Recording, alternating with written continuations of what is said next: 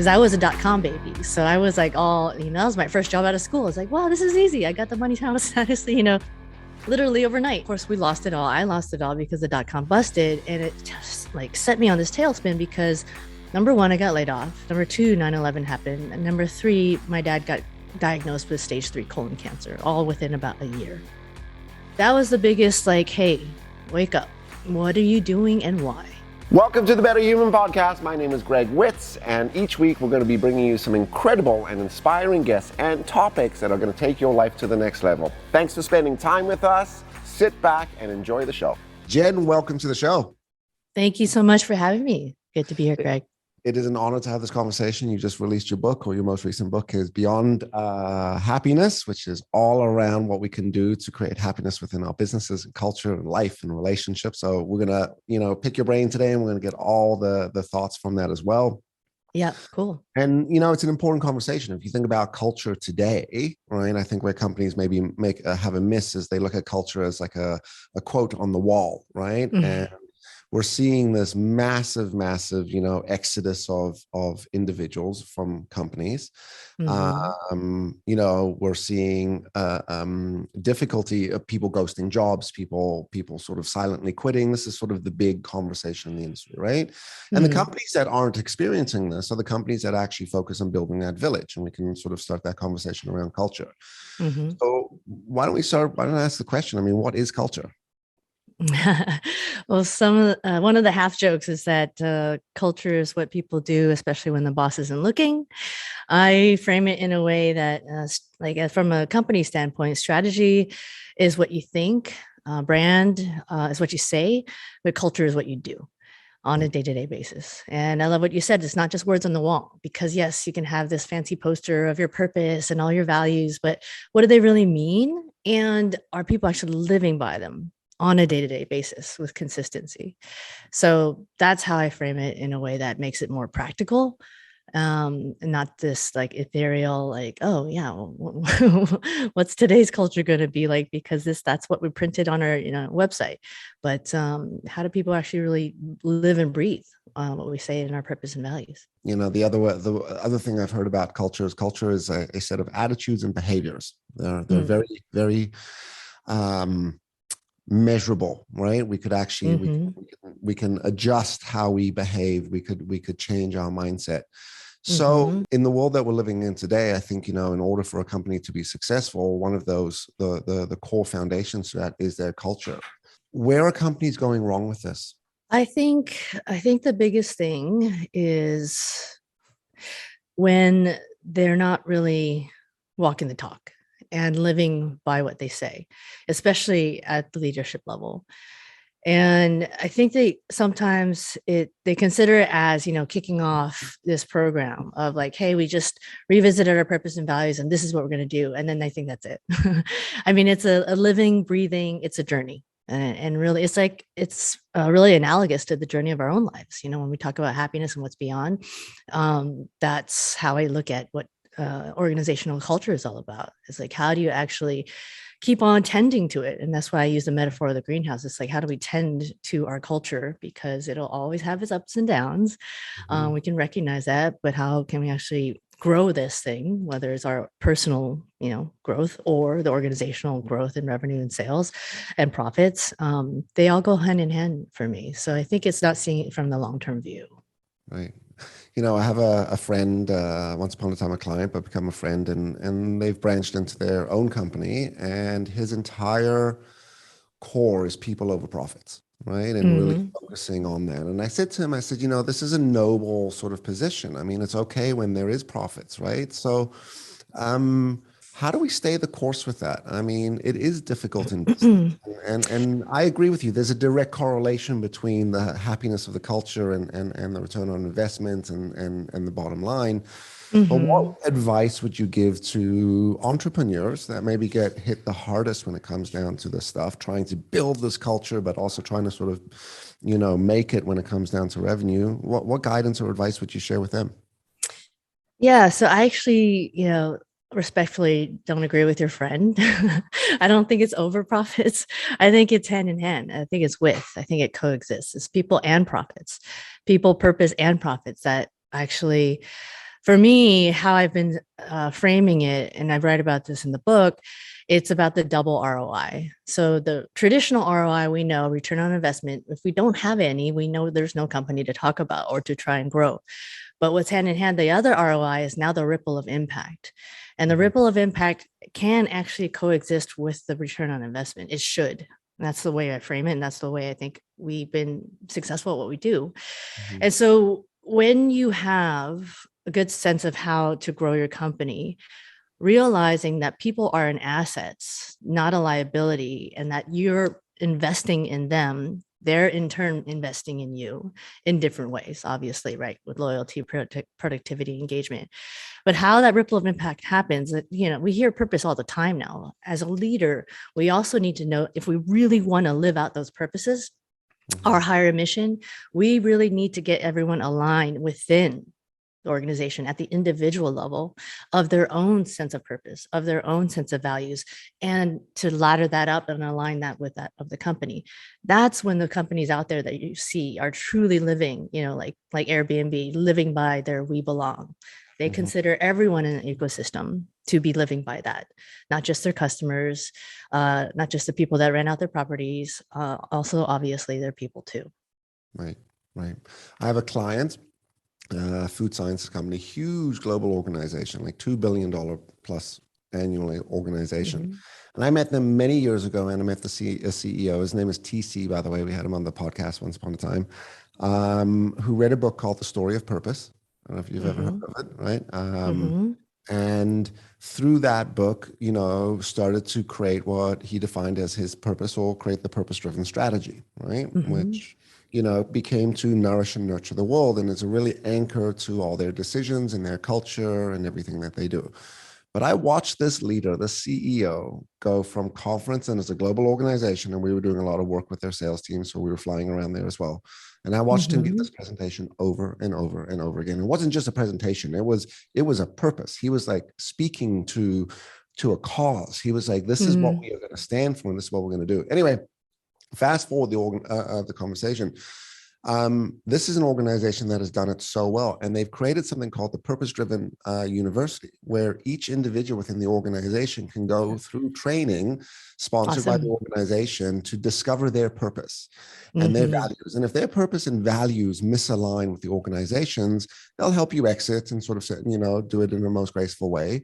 But what it's Mhm. done is it's created such a connection in this community, in this village. And it doesn't matter where you fly in the world to, whether it's a manufacturing environment, to whether it's even some of the farmers that they work with in some of these developing countries, Mhm. are all aligned when it came down to its purpose. And it has taken years and years and years and years. So when I'm speaking to the Totally. audience, is like, oh, the CEO gave a presentation. No, this was like 5, 6 years. And I memorized the presentation because I saw it so much. And I called them afterwards. I was like, I think I can help. I think I could contribute to your purpose, which, and I could do that through the training and the coaching. And this is what we'd love to do. Yeah. Um, and today they have something called the I'm going to butcher the name, but the governing body, the Purpose Association, or governing body within Mhm. business, and they get together, I think, every quarter. I think the group is maybe about 400 people now. I could be wrong on that, and they Mm. meet every quarter to discuss: are we on purpose? How's our purpose evolving? As we said, it's human, it's fluid, right? It's Mhm. ever moving thing. Totally. And what are we doing to continue to live it? And I think it's the smallest actions that allow us to live it. And maybe that's a little bit of the advice for some of these organizations, which, if the story I just told, which is this massive conglomerate of an enterprise level machine, can Mhm. get this right, Mhm. most of us can do Totally. it as well. Totally. It's something like that at scale is beautiful. And like what you're saying, it takes that level of dedication and commitment. And then when you have that aligned, everything else trickles down. Like knowing that we talked about this before this podcast, but like communication, that is actually directly correlated to having alignment of purpose and values. Then you can actually embrace tensions and Mhm. have those hard conversations that we're having more and more of, knowing there's a broader spectrum of who we are and how we're being authentic at work. So it's a beautiful story, and totally case in point. The lucky thing about smaller companies is that you don't have to do it at scale. It's actually that much more manageable, and you can actually see the results that much quicker. Like that took years because it's such a huge company. But imagine if you start doing these things now, like there's no better time to start than now. There's no perfect time to start. But if Right. you can start measuring what these things do, like having purpose alignment, having actual behaviors being defined out of core values, then you can actually have this sense of accountability towards, and this is something that I say that's very helpful, I think, in especially in this climate, so that decisions are made not just what's in it for me, but what's in it for all. And when you have purpose alignment, then that is really is carrying on this whole notion of how do we actually operate in today's current environment, where belonging, inclusion, and all these things that people are deeming most important to their daily lives, not let alone purpose, and making more practical towards productivity and profits. What set you on this? I mean, where did this all come from? I mean, why is Jenn Lim today, running an organization, delivering happiness and consulting with other companies to help them figure out their culture? Why the book? Where did it all start? Yeah, I mean, rewinding back to Zappos days is where it kind of was the original seed. So Tony Hsieh, the late CEO of Zappos, and I was consulting there from the early days of startup. And back then we didn't call it culture or anything like that. It was just, we just wanted to make sure people wanted to show up to work. And so that was the business side. But from a personal side, I went through many, like a trifecta of things that made me realize the things that I was chasing, like the money, title, status, because I was a .com baby. So I was like, that was my first job out of school. I was like, wow, this is easy. I got the money, title, status, literally overnight. Then, of course, we lost it all. I lost it all because the .com busted, and it just like set me on this tailspin because number one, I got laid off. Number two, 9/11 happened. And number three, my dad got diagnosed with stage 3 colon cancer, all within about a year. That was the biggest, like, hey, wake up. What are you doing and why? And so that's when the personal side of understanding, wait, there's more to this, and not naming it purpose and values. But I realized I wanted to prioritize my own set of decisions, big or small, based on what's most meaningful to me. And through that journey of understanding, what is most important? It's authenticity, it's my freedom, it's my set of relationships. So that's when Tony and I stumbled on positive psychology and the science of happiness. And we're like, wait, there's actually data and stuff that's being gone and research and experimentation done on this. I know. It's like, wait, we don't have to do all the work. There is work already done. And so what was fun about the early days of Zappos, and fast forward to delivering happiness, that Zappos became this petri dish of applying these academic concepts of scientific happiness within a company to see how people can individually be happier and therefore impact the business in a positive way. So as we know, Zappos grew, Amazon bought them for about 1.2 billion at the time. And now that was at the same time that Delivering Happiness book actually came about, that I worked on with Tony. And we just didn't think of it other than, we're writing a book, but the reception was really, positive. And we realized there was a demand for happiness, especially in the workplace in the world. So that's why we decided to form a company around it. And here we are 12 years later. It's crazy to think that, people realize it's not a nice to have anymore. And especially since 2020, like when the world got 2020'd, when we saw all these outcomes. Of how you define that, when the world got 2020. I'm going to use that one. I'll quote you. Please use it at your own leisure. Yeah, totally. Like, it all gave us this sense of like, wait, what are we doing and how are we prioritizing our lives? Right. So for me, it was not just about delivering happiness anymore. It was actually, I think we learned so much that we had to think beyond, and not just like, not that rainbows and unicorns is how we define happiness, because scientific happiness says that purpose is actually the most sustainable form of happiness, authenticity, and a sense of progress as human beings. So what I saw, though, and this is a big part of like the other side of the Great Resignation, there was a great awakening. And if we chose to learn from, like my brother says, don't let a good pandemic go to waste.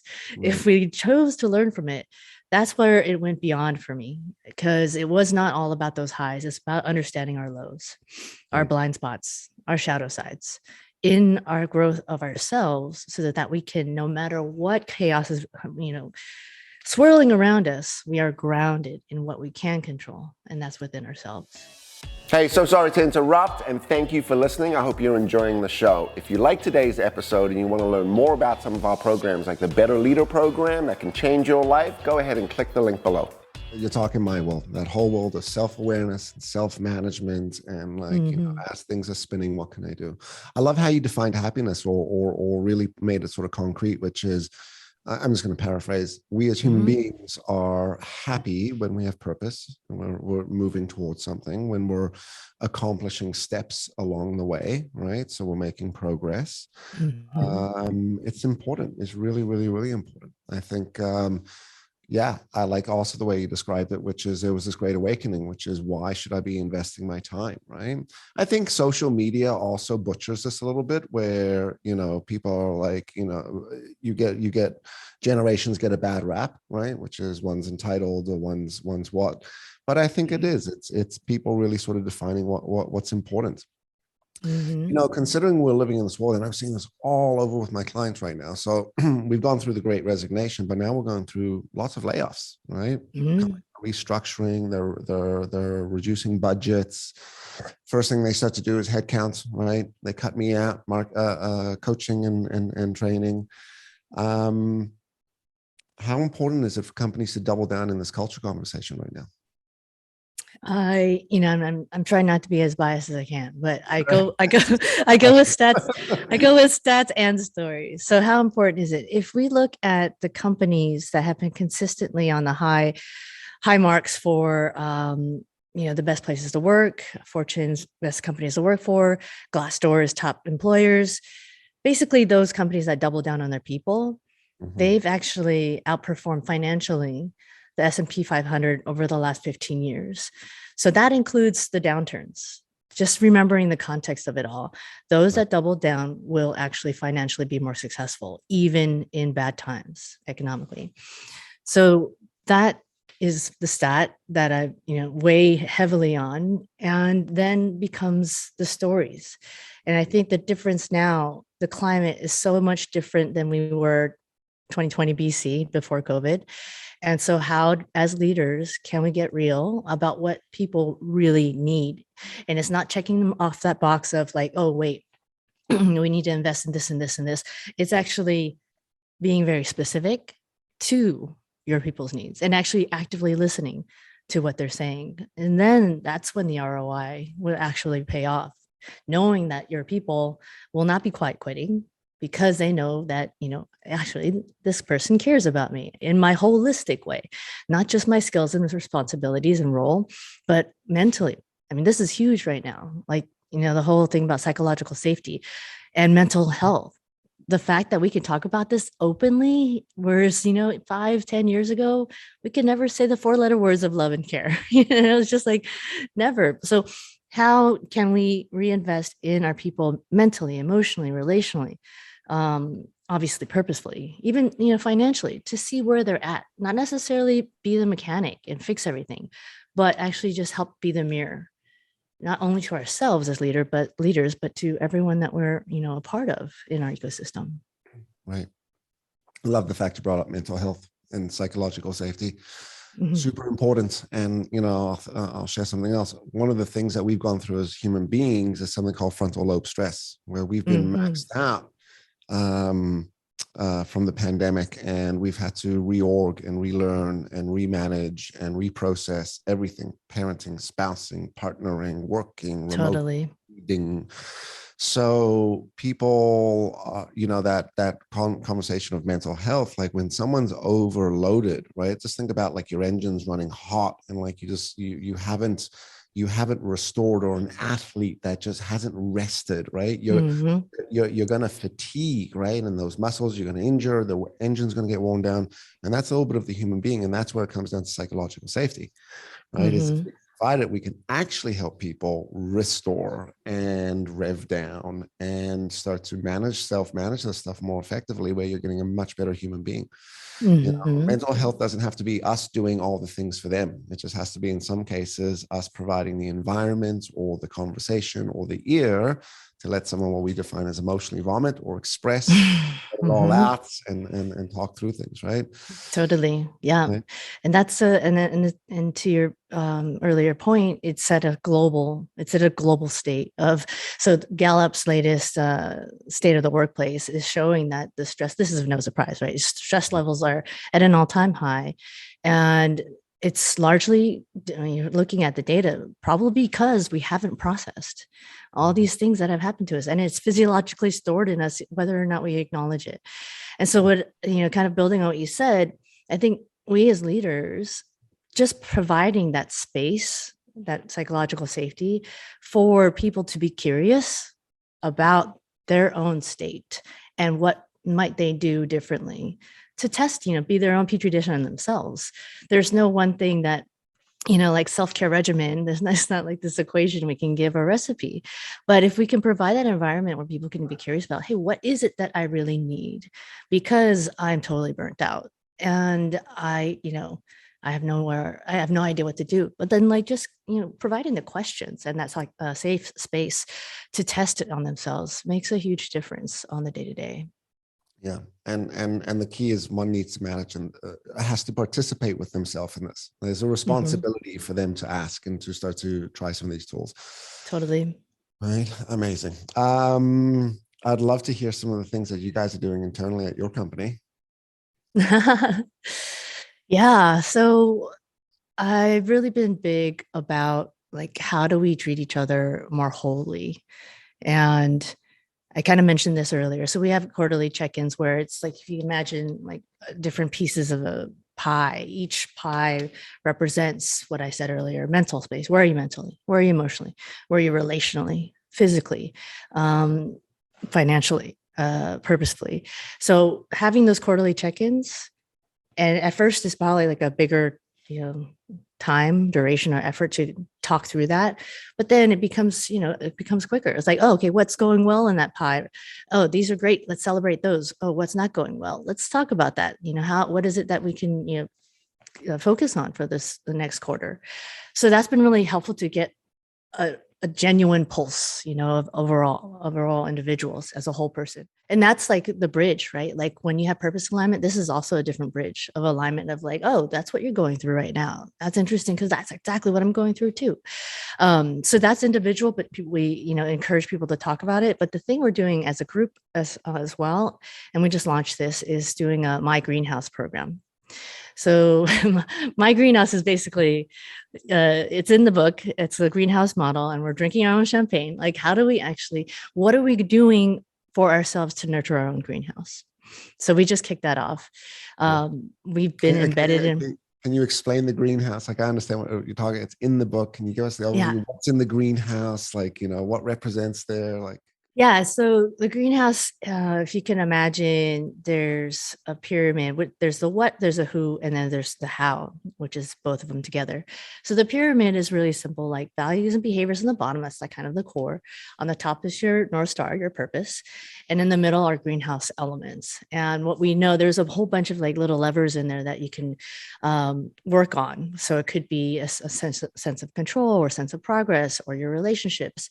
And for an organization, it could be more of a sense of belonging or accountability, that we have each other's back, connectedness too. So these are elements we'll all play with in terms of what that greenhouse looks like, depending on where you are.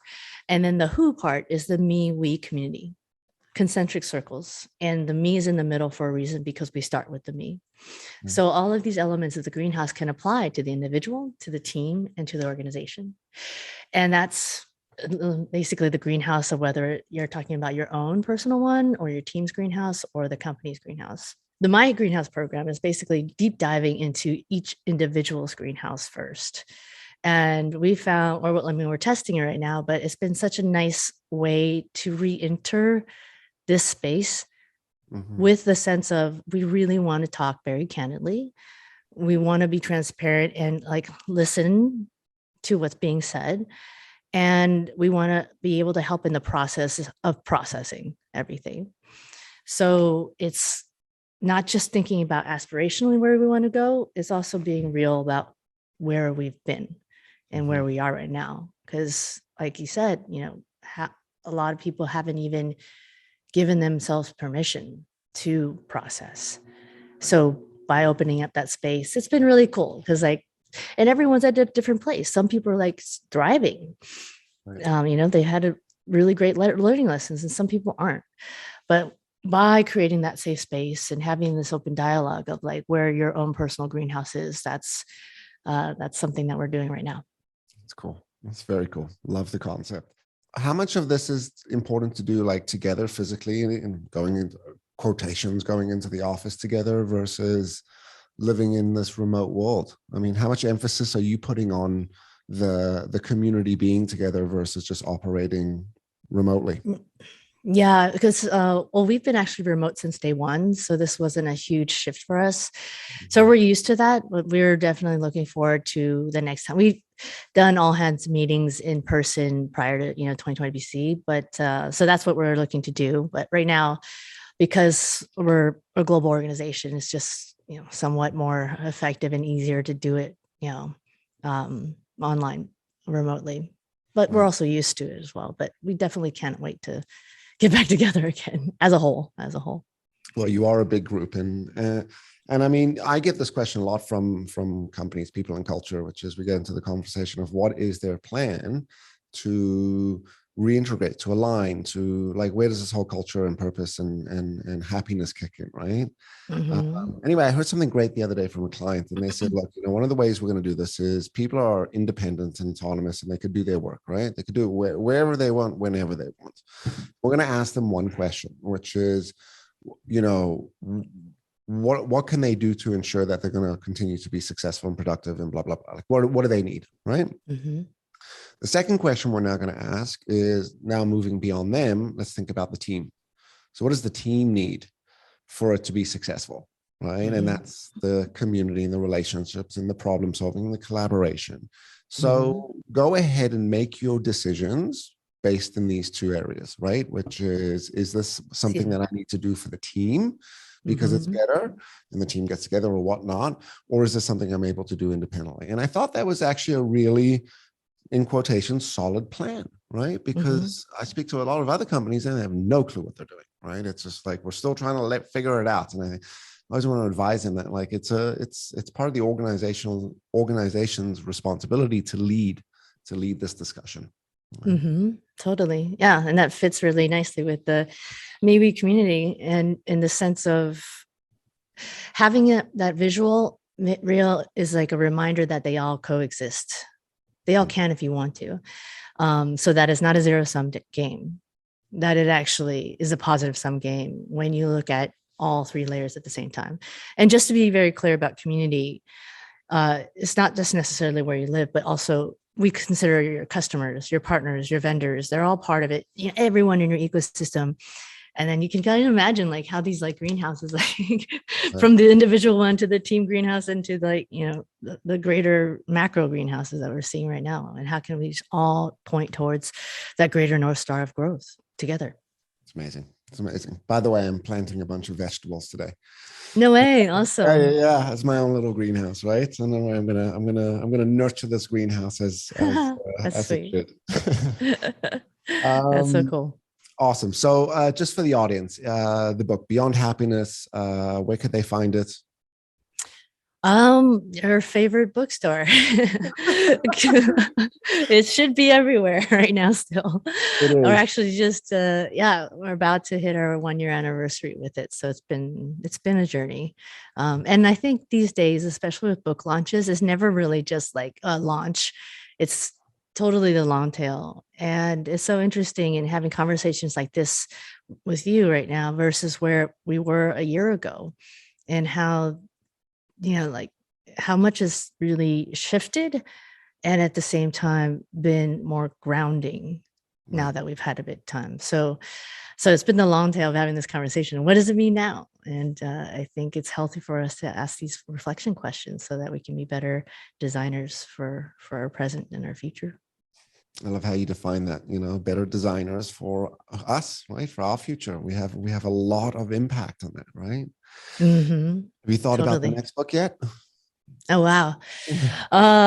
Whatever it's going to be, hopefully it's not going to be as a stressful of a time to write it. So maybe something more comedic. I don't know. Well, what do they say? It's never a good time to write a book, to have a kid, to buy a house, to right. It's never a good time to do this stuff, Yeah, right? But everything happens the way it should and when it should. Um, totally. if companies wanted to find out more about some of the work that your organization does, delivering happiness, Hmm. um, where do they go, and how would they engage with you? Yeah, just come to deliveringhappiness.com, and there's a bunch of resources we have there so you can get a sense of, what it is that you might not be seeing or that you're very aware of, towards like maybe different approaches to what you're already doing. Right. Yeah, and I'm actually one of those people that uses email still, so feel free to email me. I'm just at jen@deliveringhappiness.com. And I also launched the website for the book at jennlim.com as well. Yeah, awesome. And we'll have all of those in the footnotes. And with the business, you could help with the consulting side, help them understand other organizations, what's happening and what the pulse is, look at training and coaching and implementing different types of tools to help them really create that happiness culture. Exactly. Awesome. Awesome. At the end of each episode, we come to the most important question, which is the better human question, which is, what do you think we all need to do to be better humans tomorrow? To do the work, and not the work you get paid for. The work, the most important work that you can ever do. I call it the hardest, easiest thing because it's on you, it's on ourselves. And having that realization that that's the biggest investment to become better humans for others is to become a better human for yourself first. It's amazing. It's amazing. Love it. Love it. Love it. Love it. All right. To the audience, Thank thank you you, so Greg. much. Round of applause for Jen. Hopefully everyone's applauding on the other end. I really appreciate the time today. This has been amazing. Likewise. Thank you, Greg. And thank you for all you do too. That's awesome stuff. And I think, our universes are very aligned. Right. Yeah, no, so I was obviously doing my research before the show, and I'm like, man, this is I love the work you're doing. I'm in the industry. I know your company, Likewise. org, and everything very well. All right, to the Awesome. audience, don't forget to like, don't forget to subscribe, don't forget to share, and we will put all of Jenn Lim's info in the footnotes, and also where you could go find out more about Beyond Happiness. And to sign off, stay happy and stay healthy, and we will see you next time. Hey, thanks for listening today, and if you enjoyed today's episode, you're going to love the next one.